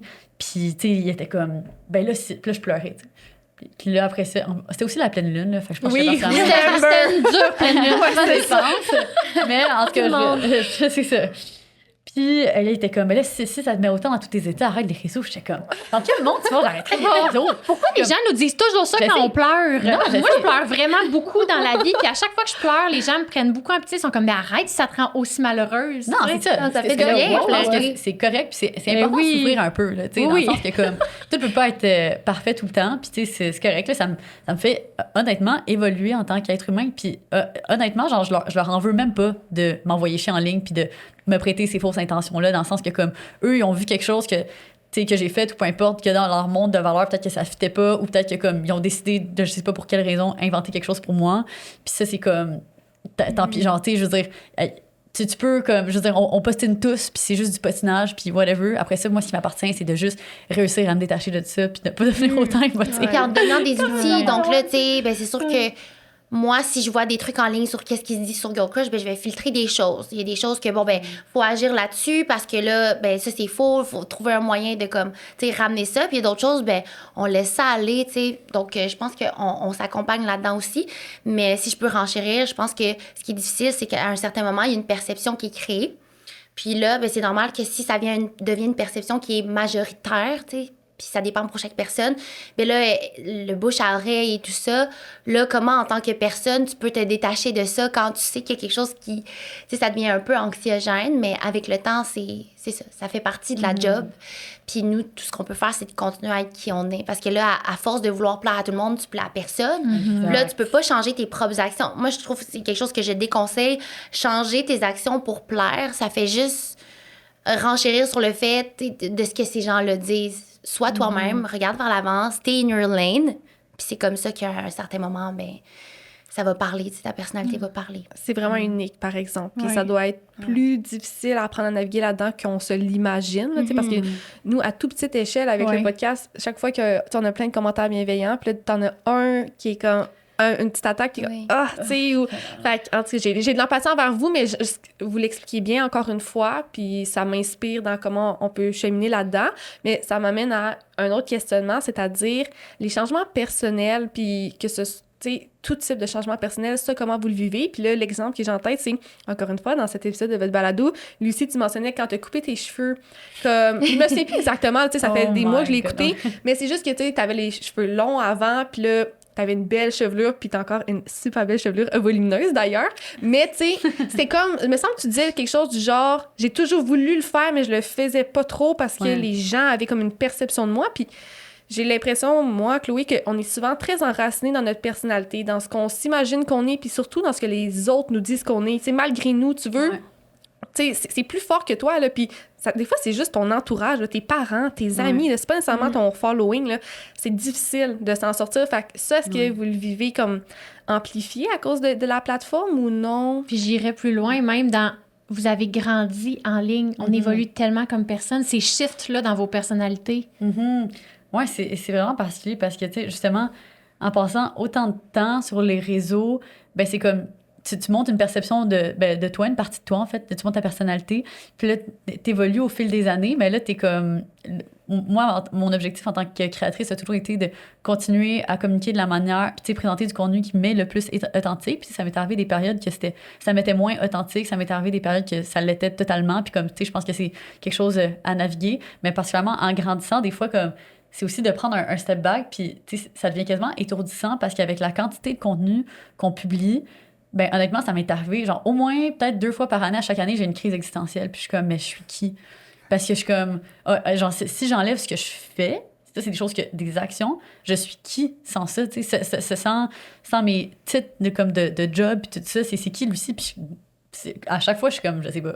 Puis il y a comme un travail à faire. Fait que définitivement, que grandir sur les réseaux, ça amène sa dose de défis. Mais par rapport à comme l'affaire de l'identité, tu sais, des cheveux et tout ça, je pense que c'est juste, tu sais, on est vraiment bons, les êtres humains, à mettre les gens dans des boîtes. Je sais pas pourquoi on a comme cette espèce de satisfaction-là qui est comme... Je pense que ça nous aide à naviguer dans la vie, de comme être capable d'identifier comme quelqu'un, quelque chose. Tu sais, c'est pour ça que maintenant, on a LGBTQ+, mais tu sais, c'est comme... On essaie désespérément de mettre une boîte sur quelque chose, mettons, quand on parle de la sexualité, qui est comme tellement, tu sais, c'est comme un degré. C'est un spectre, là. C'est comme...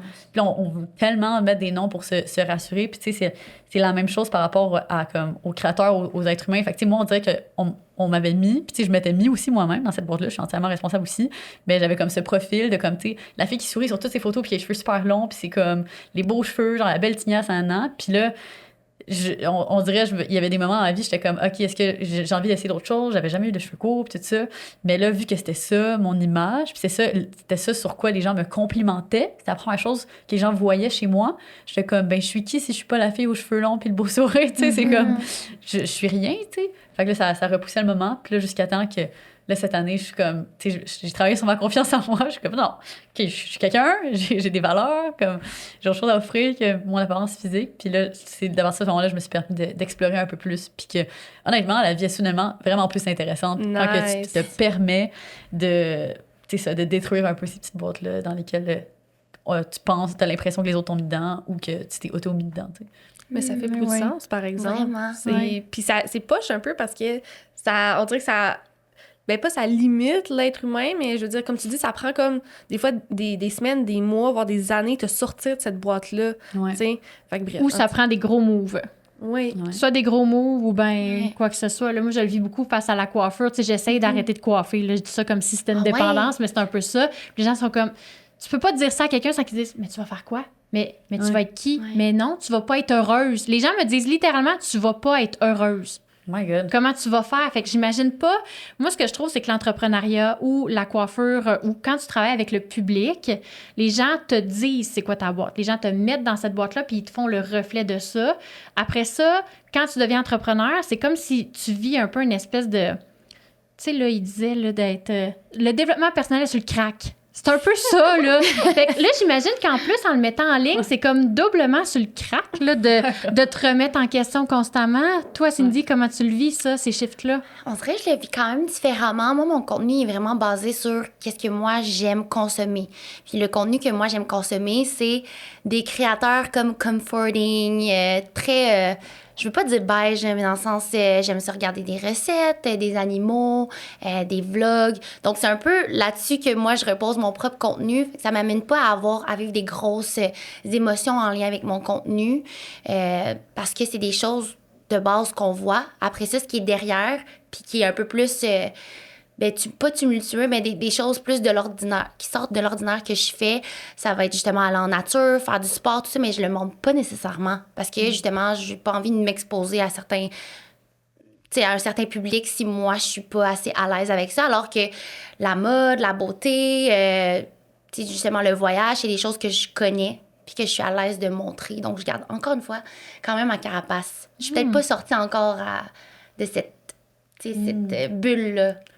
Mais je sais pas en fait si j'en ai envie. Exact. Mais c'est Peut-être que toi, c'est ça ton ton équilibre pour préserver un peu comme ton bien-être, puis ça fait bien du sens. Je trouve ça le fun que ce soit un petit peu différent comment vous le naviguez, puis je suis sûre qu'après, il y a plein d'affaires complémentaires, mais... Ben oui, parce qu'on s'aide là-dedans. Ben ouais. Mes petits moments de dopamine que j'ai besoin, puis my God, comme Ouf, avec Lucie, tu dois être servie pour les aventures. Oui, tellement. C'est trop le fun. Ça, c'est vraiment chouette. On conclut avec une question un peu plus crunchy. On veut vous entendre sur votre money mindset. C'est quoi vos relations avec l'argent, que ce soit par comme la business? Là, vous nous en avez parlé un peu, de votre transparence avec l'équipe. Mais là, vous, personnellement, vos carrières, comme, tu sais, vous avez sûrement commencé quand même à bien gagner votre vie jeune parce que la création de contenu, c'est quand même bien rémunéré. Donc, c'est quoi votre money mindset? Je peux commencer? Oui, vas-y. Donc ça, c'est tellement drôle comme question parce que moi, l'argent, j'ai jamais été... mes parents n'étaient pas transparents avec moi par rapport à ça. Donc, puis avec le temps, je m'intéressais pas à ça non plus. Donc, je suis partie avec de rien, là. Je savais pas comment gérer mon argent. Je connaissais pas la valeur de l'argent, puis je gagnais pas beaucoup d'argent non plus, là. Tu sais, quand j'ai fait le pont entre finir l'université puis commencer en création de contenu ou même en plein... quand je faisais mon bac, j'avais tellement pas d'argent, mais j'allais à mes cours, je travaillais le plus que je peux, comme 3 jours semaine, puis j'essayais de filmer mon contenu la fin de semaine quand il y avait de la lumière. Puis à cause de tout ça, j'ai gagné un petit salaire, évidemment. Je mangeais des céréales, du craft dinner. Quand j'ai déménagé à Montréal, c'était comme la grosse affaire, là. Je vivais dans un petit logement qui avait juste des fenêtres de chaque côté, puis au milieu, il y avait une petite cuisine, puis il n'y avait pas de salon, là. Donc, je suis partie de ça. Puis après ça, ben oui, on a fait de l'argent rapidement. Je voyais ça rentrer, mais moi, je le voyais pas. Je connaissais pas ça, moi, les investissements, puis comment mettre mon argent de côté. Pour moi, c'était un seul gros compte avec l'argent. Puis là, j'avais envie de m'amuser. Fait que je voyageais, tout ça. Je viens d'une famille qui était quand même assez stricte aussi. Donc, ben j'ai appris sur le tas. En fait, c'est un peu... comment on dit ça? En tout cas, quand j'ai appris sur le tas, quand mon père est décédé, que là, il a vraiment fallu que je reprenne en main de tout payer. Tu sais, ma voiture, mon cellulaire, tout ça, quand même à un jeune âge. Puis, ben, c'est ça. Là-dessus, j'ai essayé de trouver les meilleurs outils. Puis là où que je suis rendue aujourd'hui, ben là, j'ai rencontré des gens, dont Lucie, qui m'ont vraiment aidée à savoir c'est quoi un conseiller financier. Puis là, justement, ben l'argent qu'on a, ben tu sais, ça peut grandir, tu peux le mettre de côté, puis ça va être vraiment bénéfique. T'as les REER, le CELI. Donc, mon chum, Lucie, Jacques, vous êtes des acteurs de changement dans, justement, mon lien avec l'argent. Puis, ben chez Girl Crush, moi, chez Girl Crush puis n'importe quelle compagnie qu'on a, j'ai accès aux comptes, mais je vais pas les voir parce que j'aime pas ça. Mais là, avec le temps, Lucie me dit, il faut que tu changes un peu ta vision puis les mots que tu utilises face à l'argent pour t'intéresser peut-être ou me poser des questions. Comme, tu sais, moi, je suis ouverte, pose-moi des questions, va voir les comptes si tu veux, tout ça, pour juste te familiariser puis arrêter de dire que t'aimes pas ça parce que là, c'est une pensée limitante. C'est une pensée limitante. Oui. Exactement. Tu dis j'aime pas ça, ben c'est sûr que tu vas pas aimer ça. Oui, c'est ça. Puis je pense que notre passage au dragon, j'ai pas eu le choix de m'intéresser aux chiffres. J'avais pas le choix de comprendre puis m'intéresser. Puis aujourd'hui, je commence à vraiment aimer ça. Parce que justement, ces chiffres-là nous aident à bâtir des prochaines stratégies. Puis c'est la même chose aussi pour Production Ciné-Cournoyer, qui est mon incorporation.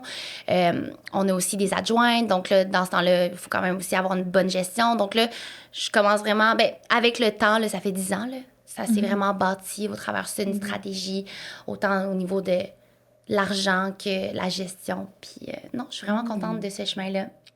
Félicitations, c'est très aussi comme relatable ce que tu dis là. Parce que moi, j'ai toujours la discussion avec plein de gens dans mon entourage parce que j'ai grandi dans une famille d'entrepreneurs. Fait que moi, l'argent, ça a toujours été comme on en parle, je sais combien mes parents gagnent, comme vraiment. Puis Cam et moi, on en parle très, très, très souvent. Ouais. Feu vert, moi, je suis comme toi. Mais c'est ça, alors que Cam, je pense qu'elle est un peu plus comme toi. Mon copain, tu sais, ça fait 4 ans et demi qu'on est ensemble. Puis sa relation avec l'argent a tellement évolué à travers notre relation parce qu'au début, là, quand on était ensemble, moi, je parle de ça, je suis comme, mon CELI, mon ça, puis lui, il était comme boule dans le ventre, comme parce que pour lui, ça avait toujours une connotation négative dans comment il a grandi. Puis là, aujourd'hui, 4 ans et demi plus tard, il aime ça, il s'y intéresse plus, mais moi, j'ai adapté mon langage aussi. Puis mon chum aussi. Fait que très, très, très relatable ce que tu dis. Parce que, veux pas, d'un jeune âge, il faut tout de suite apprendre à gérer comme une business. Puis, tu sais, tout ce qui est taxes, impôts, à compte provisionnel. Là, après ça, tout ce qu'on reçoit, ben, si ça a une valeur marchande qu'on doit déclarer. Ben, il a fallu vite que j'apprenne à gérer tout ça si je voulais que ma paperasse soit en ordre. Ah oui. Ouais. Vraiment, on a enregistré, ouais. comme aux 2 semaines, on a des capsules avec Raymond Chabot le jeudi qui sortent. Si vous les écoutez pas, il y a le temps de s'y mettre. Puis, dans quelques semaines, ou en fait, par le temps que votre épisode sorte, ça va être sorti, Oui. on a fait un épisode sur la création de contenu avec un fiscaliste puis l'équipe de Raymond Chabot pour parler de cet univers-là, genre financièrement, comment tu gères, mais très heureuse d'entendre que tu es consciente de genre la valeur marchande, des cadeaux, des récompenses, peu importe. Pas le choix de s'informer. Il faut que tu poses des questions à des gens de confiance, comme là, vous deux ensemble, nous deux ensemble, il y a ça que je sais pas trop, comme c'est quoi ta manière de fonctionner. On commence par la structure, puis après ça, le contenant. Bien, Lucie c'est pas là, mes chiffres là, personnels sur quoi que je mets où, mais au moins elle m'aide à la structure, son tableau, comment faire des factures, pourquoi on met nos chiffres, nos numéros de taxes en bas. En tout cas, tout ça, c'est développé à travers le temps. Puis comme Cam a dit, tu sais, plus tu fais d'argent, plus il y a de responsabilités. Ouais. Faut pas que tu sais, mais c'est que t'as peur de tout ça. Moi, je sais que regarder le compte de banque, c'est comme me pitcher d'une piscine frette, là. Je sais pas si toi, ça fait ça, là, tu sais, comme faut que tu te bouches le nez, les oreilles, les yeux, puis là, OK, je l'ouvre le compte, je fais le code, là, puis là, je regarde, là, quand on a une moins bonne semaine au salon, là, peu importe, je suis comme, OK, go, je regarde le compte de banque. Mais t'as pas le choix. Moi, mon truc, c'est de le gamifier. De faire en sorte que ça soit un jeu avec les comptes de banque, avec Profit First, puis en m'éduquant, puis en parlant. C'est juste que tout ce qui est tabou, moi, j'ai l'impression que t'es supposé de savoir ça. Je sais. Puis là, il y a une espèce de... En dedans, t'es pas capable d'aller chercher les questions longtemps parce que tu dis, moi, mais je suis supposée de savoir ça. Ouais, puis comme cette gêne. Après, tu te sens mal de poser ces questions-là parce que tu te dis, je suis censée de savoir, alors que comme l'éducation en ce moment, par rapport à tous ces concepts-là de base, est comme minimale. Là. Je me rappelle au secondaire, je pense qu'on a eu un cours, une journée sur comme... comment j'ai géré tes finances personnelles, puis c'était tout. Là. C'est fou! C'est comme ça serait le fun, c'est ça, un petit peu plus... approfondie. Vraiment. Mais non, c'est particulier. Ben, ma relation avec l'argent, je dirais, c'est vu que je m'occupe des finances de Girl Crush aussi, ben comme c'est fou comment que ma perception des montants d'argent a comme changé. Puis pour moi, c'est comme j'ai vraiment une vision différente par rapport à mon argent personnel puis celui de Girl Crush. Là. Personnellement, moi, j'ai toujours eu tendance à comme économiser. Là. Fait que dès mon plus jeune âge, je recevais, mettons, 100$ pour Noël. Puis là, j'étais comme, je mettais dans ma petite boîte. Puis là, comme j'accumulais mes sous dans ma petite boîte. Puis à un moment donné, j'avais comme peut-être 300$. Puis là, je pouvais comme aller faire une sortie, genre, au centre d'achat, puis comme m'acheter quelque chose. Fait que, tu sais, c'était vraiment ça qui m'a été, éduquée parce que comme juste, ben, mes parents viennent tous les deux comme de l'extrême pauvreté, puis on grandit au travers ça, puis on passait de ces milieux-là à éventuellement, réussir énormément. Fait que moi, j'ai été éduquée comme de... Je sais pas, ma mère, elle m'amenait dans les friperies, là, elle m'habillait pas comme... Je n'étais pas habillée en marque, alors que j'aurais pu être habillée avec, c'était quoi, Joshua Perrette? Mais on n'avait pas de Joshua Perrette parce que c'était donc un chandail à ce prix-là, tu sais. Fait que c'était quand même... C'est comme si j'ai quand même reçu cette éducation-là, ce qu'eux, ont comme vécu. Fait qu'on dirait que j'avais comme tendance à tout le temps comme mettre mon argent de côté puis faire vraiment attention. Fait que là, quand j'ai commencé à faire des sous, puis c'était à 18 ans, puis c'était au même moment aussi, j'ai dû devenir indépendante financièrement puis comme vraiment, payer toute ma vie au complet. Fait que ça a vraiment été ça a été un bon moment, une bonne croisée des chemins, si on veut. Puis j'ai été vraiment chanceuse aussi parce que moi, dans le fond, j'ai comme un groupe d'amis qui comme on est juste vraiment bien entourés. Fait que, mettons, une de mes meilleures amies, elle, son père, il est conseiller financier, tu sais. C'est mon conseiller. Aujourd'hui. J'adore. Puis comme, moi, je savais pas c'était quoi un conseiller financier, là. Puis j'étais comme, à quoi ça sert, puis tout ça. Puis comment il est payé. Ouais, c'est ça, je comprenais rien. Puis là, tu sais, un REER, un CELI, comme, je savais pas comment ça marchait, puis tout ça. Puis, tu sais, du moment que j'ai commencé à avoir un revenu à 18 ans, ben là, j'étais comme, qu'est-ce que je fais avec ça? Puis genre, c'est quoi mes obligations, tu sais, fiscales, comme, comment ça marche, les impôts, puis tout ça. Fait que, moi, puis là, j'en parlais à mes amis, puis là, mon ami était comme, ben, appelle mon beau-père, puis il va t'aider. Puis là, il m'a tellement bien accompagné, genre, pas une perle. IG Gestion, si jamais, guys, on un petit shout-out. Ça m'a pris 1 an pour lui écrire. Du moment qu'elle, elle lui a écrit, tellement j'étais stressée. C'était ma piscine froide. C'était ta piscine une fois froide. je l'ai faite, c'est vraiment le jugement de comme... Fait que définitivement, tu sais, cette personne-là dans ma vie a été responsable de comme une grande partie de mon éducation financière. Puis entre autres, comme je me rappelle encore aujourd'hui le moment où il était venu chez moi à mon appart parce que c'est comme, je sais pas, les conseillers financiers ont comme cette habitude d'aller visiter les clients chez eux. Ah ouais? Ou dans le lieu de travail, oui. ou propice ou quelconque. Mais tu sais, moi, mon lieu, c'était mon premier appart à Outremont. Puis c'était comme un tout petit appart, genre, la petite table à manger, c'était juste des tabourets, là. C'était 2 petits tabourets ronds, puis il était assis là. Tellement trop petit de la chaise pour lui. En tout cas, puis là, il m'avait montré ce graphique de, l'effet cumulatif de l'épargne, dans le fond. Puis comment que l'élément le plus important pour faire grandir tes sous dans des comptes comme des REER ou des CELI, ben c'est juste le temps. Il n'y a rien qui va battre le temps. Fait que là, à partir de ce moment-là, c'est là que j'avais déjà un peu quand même l'habitude de mettre de côté. Puis là, j'ai vraiment eu cette stratégie-là qui a été implantée de comme combien je devrais mettre de côté à chaque mois. Puis là, après ça, ben, j'ai pu me faire un petit budget de, OK, bon, ben combien je veux mettre dans mes expériences de vie, puis c'est combien je veux mettre dans mes voyages, puis c'est mon équipement, puis tous ces trucs-là. Fait que c'est ça, je dirais que... On peut commencer avec peu pour mettre de côté, là. Pas oui, exactement. La première fois que j'ai commencé à mettre de côté, là, la première année, là, il y avait même pas 1000$. Là. Fait que, tu sais, ça commence vraiment de même. Puis après ça, pour Girl Crush, c'est comme...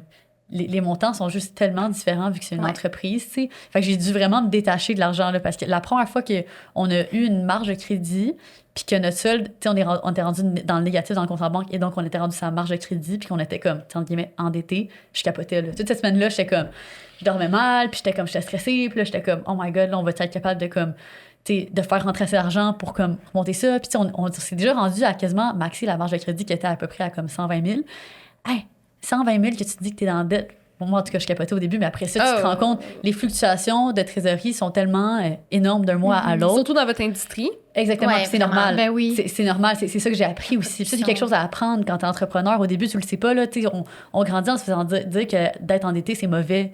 Mais c'est pas vrai. Être endetté, ça peut être utilisé comme un levier pour faire scale ta business, tu sais. Fait que ça, c'est quelque chose que j'ai dû changer mon mindset entre mon personnel puis l'entreprise, tu sais. Puis, ben, c'est ça. On dirait que ça m'étonne que tu l'aies vécu comme ça, parce que moi, je le vis encore aujourd'hui comme ça, puis il faut que j'apprenne à pas rembourser mes dettes trop vite, puis à me garder du cash flow. Puis moi, j'ai un cash flow très facile, par contre, mais ça m'étonne que, comme t'as pas cette peur-là du manque... Ouais. Qu'est-ce qui te faisait peur? Comment ça, tu dormais pas, mettons? Ben, je sais pas, on dirait, je me disais juste comme... Tu sais, veux pas, l'entrepreneuriat, c'est quand même incertain, là. Puis comme surtout, nous, on n'est pas dans une business nécessairement récurrente, tu sais, dans le sens que comme... c'est pas comme Good Food, que c'est comme, bon, ben, ils savent qu'à chaque mois, il y a à peu près, tu sais, je sais pas, 1000 clients. Puis bon, ben, c'est sûr que ça revient. Nous, c'est vraiment, ça dépend de la collection. Est-ce que les clients vont l'aimer ou pas? Puis à chaque fois, on recommence du début. Chaque fois, notre produit, on doit tout recommencer, là. C'est pas comme une barre tente, tu l'as développée une fois, tu la mets sur le marché, puis t'es assuré, là.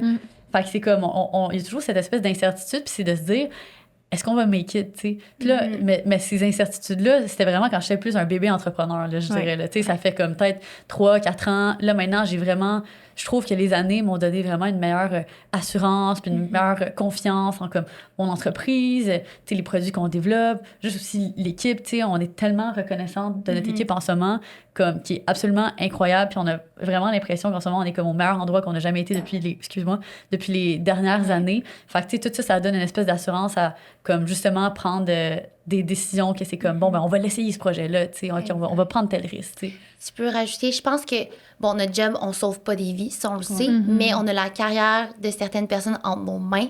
Ouais. Donc, on voit, nous, notre visage, mais il y a tellement de gens, tu sais, qui travaillent avec nous, que ce soit contractuel ou les filles à l'interne. Donc, c'est elles aussi qu'on veut pas décevoir. On veut vraiment prendre des bonnes décisions.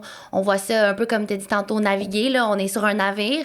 Nous, on conduit, puis il y a plein de gens qui nous aident à, tu sais, avancer avec ce navire-là, mais là, nous, on veut juste pas qu'il y ait un trou dans le navire. Ouais, c'est que comment on appelle ça, ton radeau de survie. Il se déclenche. Ouais, exact. Que tu dis ça, ça me fait penser à comme, je pense que juste pour comme revenir à plutôt on parlait des commentaires négatifs en ligne, je pense quelque chose qui nous avait quand même touché à l'impasse. Ben, en fait, non, ça, j'avais juste trouvé ça drôle, mais à un moment donné, il y avait comme des rumeurs en ligne comme quoi, comme Girl Crush allait faire faillite, puis qu'on était genre 3 millions dans le trou, puis j'étais comme, honnêtement, ça, genre, c'était juste un peu de damage control auprès de l'équipe parce que, tu sais, il fallait asseoir tout le monde puis dire, guys, juste comme si vous avez vu ça, juste sachez que puis on a dû adresser ça auprès de nos ambassadeurs parce que c'est des ambassadeurs Girl Crush qui avaient vu ça. Puis c'était comme, là, si la compagnie. On est comme, ça va bien. Si on était rendu à 3 millions dans le trou, on serait dans le marde. Ben vraiment. Fait que maintenant que je m'écarte sur table, on a juste une marge de crédit puis en ce moment, on n'est pas dessus. C'est ça, voilà. Voilà, félicitations. Mais merci pour votre transparence. Puis aux gens qui écoutent, justement, je pense que ce petit segment-là, il a été le fun pour montrer que c'est normal de ne pas comprendre. Puis c'est poser vrai des questions. Vous n'êtes pas niaiseux. Exact. Tellement pas. Toutes les questions sont valides. 100%. 100%. Puis, en tout cas, sur Startup, avec les capsules Raymond Startup Podcast, pardon. Oui. On a les capsules avec Raymond Chabot qui nous permettent de poser des questions. Fait que si vous en avez, n'hésitez pas. Puis nous, on peut regarder avec les experts. Puis sinon, les gens dans votre entourage, en ligne. ChatGPT, maintenant, ça a l'air de rien, là, mais tu peux y poser pas mal n'importe quelle question. Puis il va avoir une certaine réponse qui peut t'enligner un peu. Fait que, en tout cas, merci à vous pour votre transparence. Pour votre temps. Oui, c'était vraiment trop le fun. Ça a passé très vite. Puis au plaisir de vous revoir bientôt. Puis on vous souhaite une belle journée. Bonne journée à vous.